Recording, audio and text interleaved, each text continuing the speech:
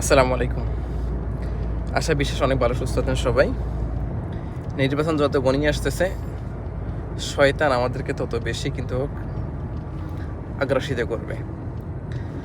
কিছু অর্থের জন্য আপনার ইমানকে শয়তানদের কাছে বিক্রি করবেন না।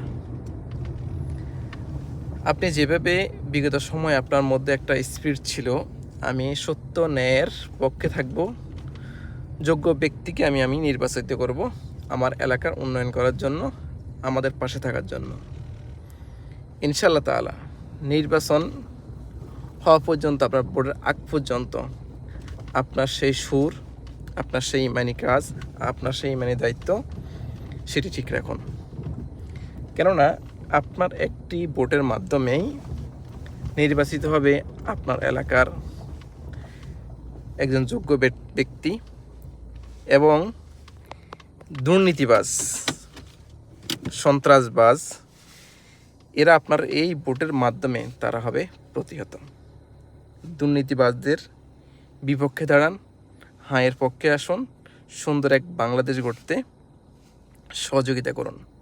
ধন্যবাদ সবাইকে। আল্লাহ হাফেজ। আসসালামু আলাইকুম।